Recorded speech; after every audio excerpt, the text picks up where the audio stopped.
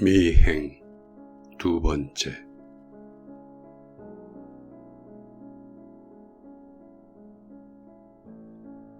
아버지는 오늘도 아침상을 물리자 겉옷을 챙겨 입고는 소리 없이 현관문을 나서셨다. 저분은 원래 말이 없으신 분일까? 나는 평소에 아버지의 습관을 모르기에 원래 과묵한 성품일지도 모른다는 생각을 미루어 짐작하면서도 어쩌면 편치 않을 이 집에서의 생활 때문이라는 생각도 동시에 하고 있었다.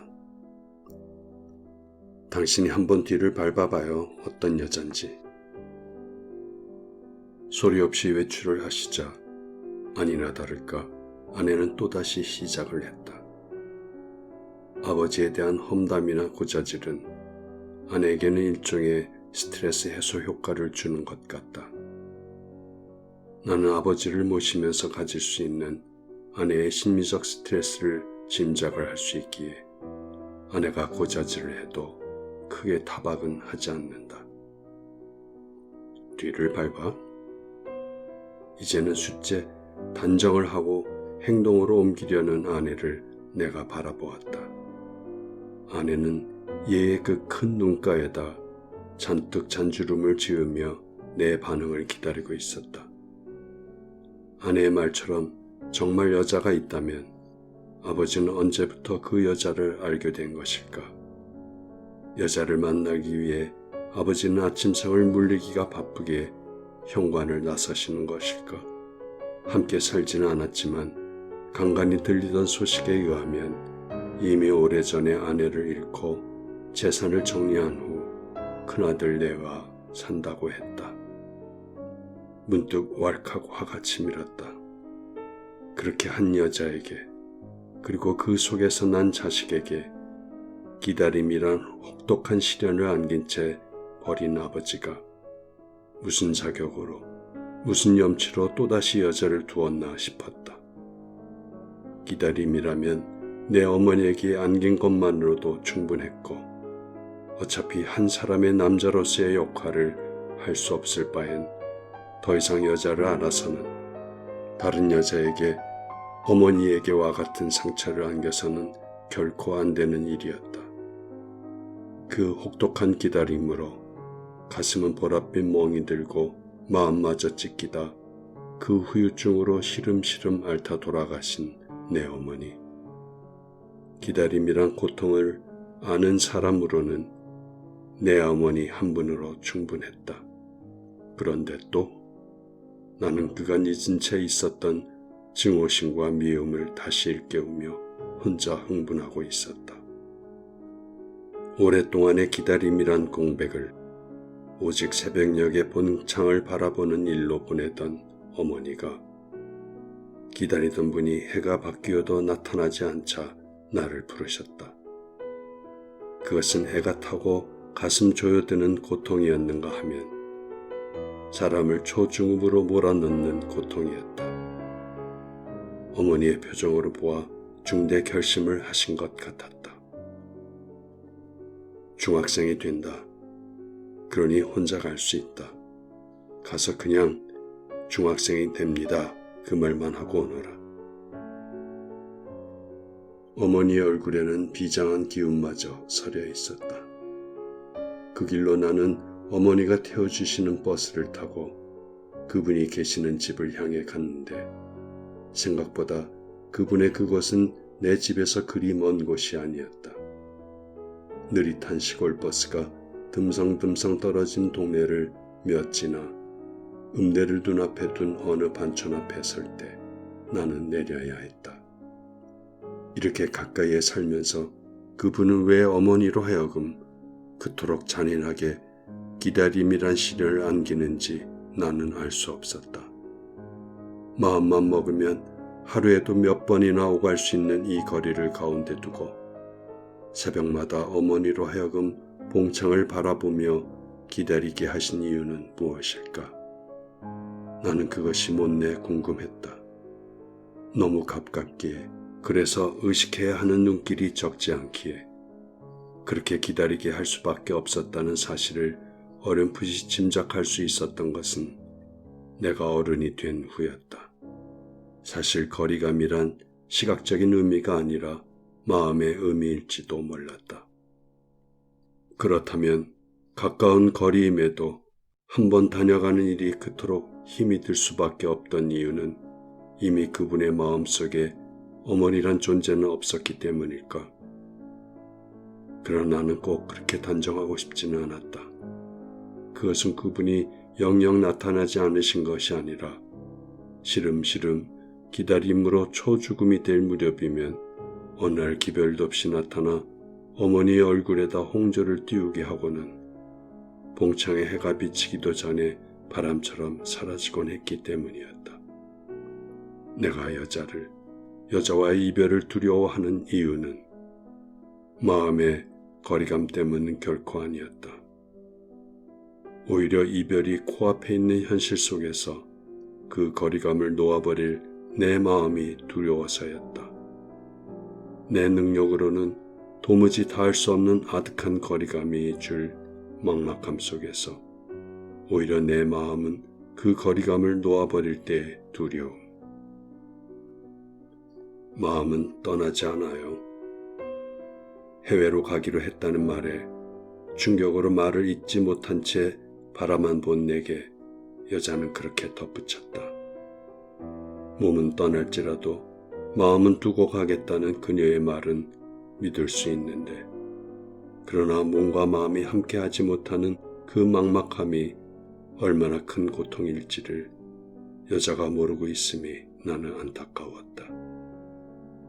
어쨌든 그녀는 아직 그 아득한 곳으로 떠나지 않았다. 떠나기는커녕 내 주위에서 맴돌며 날 기다리고 있을 뿐이다. 그것은 내 마음만 허락하면 금방이라도 닿을 수 있는 참으로 가까운 거리였다. 그분의 집이 그렇게 가까울 줄은 나는 알지 못했다. 가까운 거리에다 기다리는 사람을 두고도 어머니는 그 많은 밤들을 기다림이란 가혹한 시간으로 보내야 했다는 사실이 어이가 없었다. 나는 어머니가 일러준 집을 찾아가며 나를 보낸 어머니의 의도를 혼자 생각하고 있었다. 단지 중학생이 됩니다 라는 그 말만 하면 된다고 어머니는 말하셨지만, 내가 중학생이 되므로 학비 때문에 혹은 그분이 내가 중학생이 된다는 사실을 모르기 때문에 나를 보내는 것은 아니라는 생각을 나는 어렴풋이 하고 있었다. 적이 우글대는 적지로 자식을 보내야 하는 목적이 단지 몇 푼의 학자금 때문이라고는 나는 생각할 수 없었다. 한 번도 써보지 않은 비장의 카드를 쓸 수밖에 없는 더 간절하고 기묘한 이유가 어머니의 심중에 있을 것 같은, 그러나 나는 어머니의 심중이 어떠하든 다만 시키신 그 말만 전하고 돌아와야 했다. 그분의 집은 시멘트 사이사이에 돌을 쌓고 그 위에다 기와로 지붕을 덮은 길고도 높은 담장 속에 있었다. 기가 질리게 하는 높고 큰 대문을 열고 들어서니 일하는 사람이 나타나는데, 나는 그 사람이 데려다주는 사랑채로 엉거주춤하니 따라 들어갔다. 사랑채에는 그분이 방석 위에서 평발을 한 채 신문을 펴놓고 안경 너머로 신문을 읽고 계셨는데, 느닷없는 나의 출연에 처음엔 나를 알아보지 못하더니 이내 얼굴색을 바꾸셨다. 혼자 왔더냐? 펼쳐둔 신문을 한쪽으로 미루며 말은 내게로 하면서 눈길은 돌려 책상에 앉아 공부를 하는 고등학생으로 보이는 아들에게 주었다. 책상 위 학생은 공부하던 눈길을 돌려 날 바라보고 있었고, 책상 위에는 양과자가 담긴 그릇이 한쪽에 놓여 있었다. 갑작스런 나의 출연에도 그 학생은 별 감정의 동요 없이 물끄러미 나를 바라보았다. 그 눈빛이 아무런 근심이나 의심이 없는, 내 눈에는 참으로 평온하게 느껴졌다. 콩기름을 먹여 결을 잘 낸 노란 장판의 방바닥은 금방 군부를 지폈던지 자글자글 끓고 있었고, 난 더운 바닥 때문인지 아니면 얼른 할 말만 하고 일어나야 한다는 생각 때문인지 방금 발을 들여놓았음에도 자리가 몹시 불편했다. 그분의 어깨 너머 책상에서 내려다보는 고등학생의 표정에는 여전히 아무런 의심이 없는, 거리낌이 없는 당당함이 서려 있었다. 상대편의 따스함과 당당함이 아픔이 될 수도 있다는 사실을 나는 그곳에서 깨닫고 있었다. 중학생이 된다는 말을, 내가 어머니가 일러주신 말을 엇비슷하게, 그러나 끝을 맺지 못하며 엉거주춤하니 몸을 틀었다. 그분의 표정 또한 낭패감과 노기가 언뜻 스치는 것 같더니, 그러면서도 날 바라보는 눈길에는 애잔함을 떨어내지 못하는 아주 복합적인 눈빛이었다. 그것은 아무런 의구심이나 경계심을 담지 않은 지극히 담담한 책상 위의 학생의 눈빛과는 달랐다. 어쨌든 나는 빨리 그 자리를 뜨고만 싶었다. 그리고 일어섰다. 알았다고 전해라. 너는 공부만 하면 된다. 앉자마자 일어서는 내게 당황해하던 그분이 말했다. 허겁지겁 그 집을 나오던 내 손엔 양과자가 쥐어져 있었다. 아마도 그 책상 위의 것을 그분이 쥐어준 것일 터였다. 나는 몹시 울고 싶었다. 그리고 화가 났다. 그 학생처럼 나는 당당하지 못한 것이 화가 났고, 나를 이곳으로 보낸 어머니가 미워 화가 났고, 나 때문에 당황해하던 그분의 표정, 그러면서도 깊게 바라보던 그 눈빛 때문에 울고 싶었다.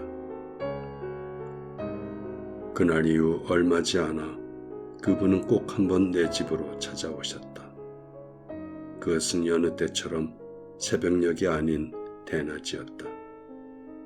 날 힘겹게 그분의 집으로 보낸 어머니의 의도는 바로 그것이었을까.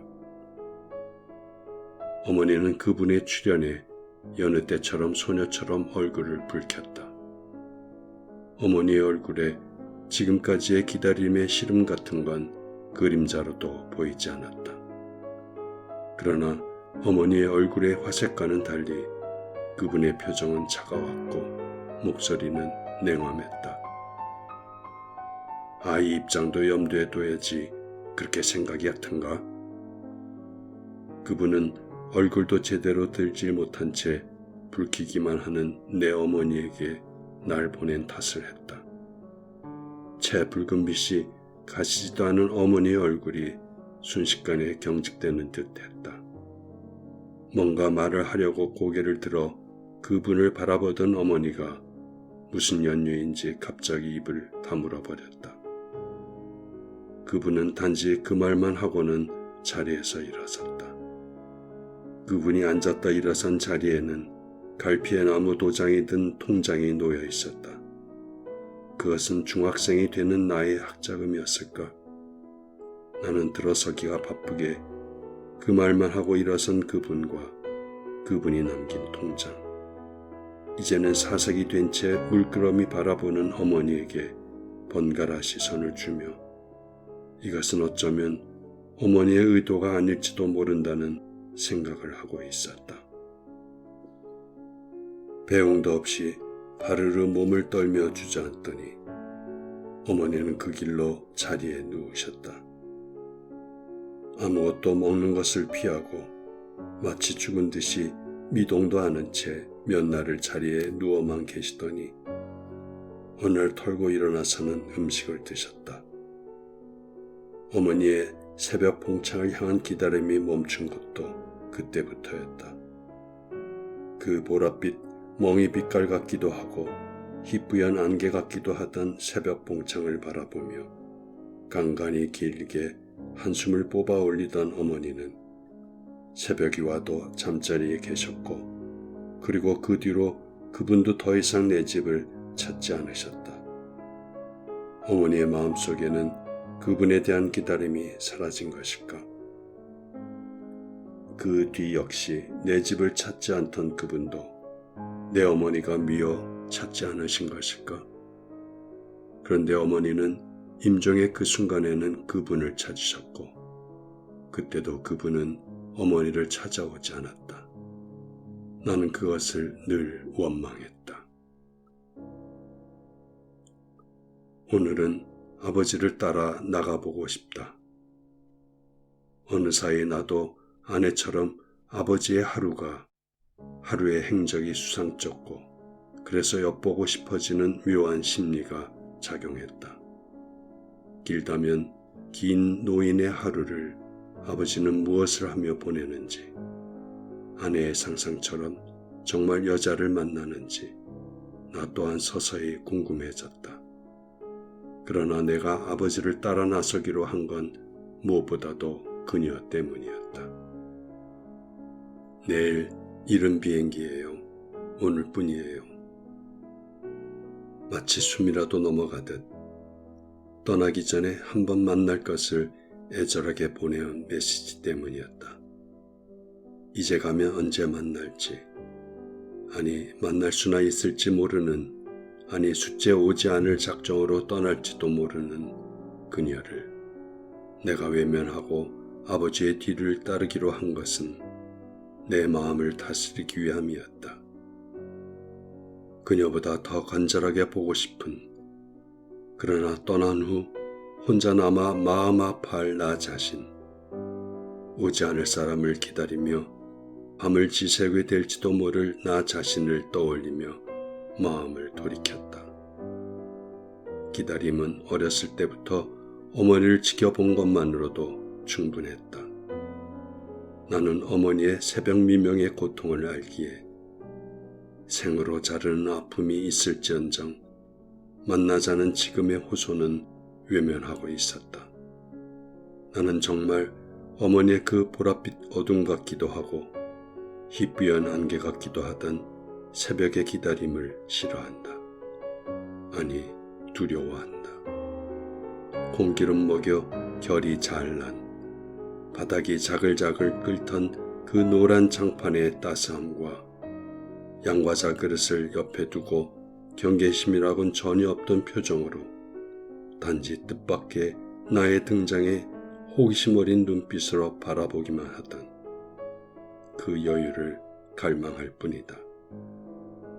나는 그녀로부터 기다림의 애절함보다 이제는 지나간 일에 대한 담담한 심정이 되어 그 소년과 같은 눈빛으로 마음으로 그녀를 바라보고 싶을 뿐이다. 아버지도 그랬을까? 어머니가 그 긴 기다림을 접고 몇 년을 잊은 채 사시다가 임종을 앞두고 간절히 아버지를 찾았을 때, 그래서 인편으로 기별을 했을 때, 그것이 임종의 순간이었음에도 오지 않을 수밖에 없던 아버지의 심정도 지금의 나 같았을까? 아니면 눈이 화등장 같은 아내와 여물게 자란 6이나 되는 자식들에게 행여 당신의 일로 1점 흠집이라도 남길까 염려한 탓이었을까? 결국 아들인 나도 아닌 그분을 부르다 눈을 감지 못하고 숨을 거두신 어머니의 머리맡에 앉아서 나는 끝까지 얼굴을 보여주지 않은 그분에 대한 원망보다 잊지 못해 눈도 감지 못한 채 떠난 어머니에 대해 화를 내고 있었다. 잊고 말지 무슨 미련이 있다고. 나는 어머니의 그 끈질긴 기다림에 넌더리를 내며 나는 결코 남을 기다리게 하지 않으리라. 그리고 나도 기다리지 않으리라고 마음먹고 있었다. 그리고 그 방법으로 오늘은 아버지를 미행하는 것에다 나 자신을 묶어두고 싶었다.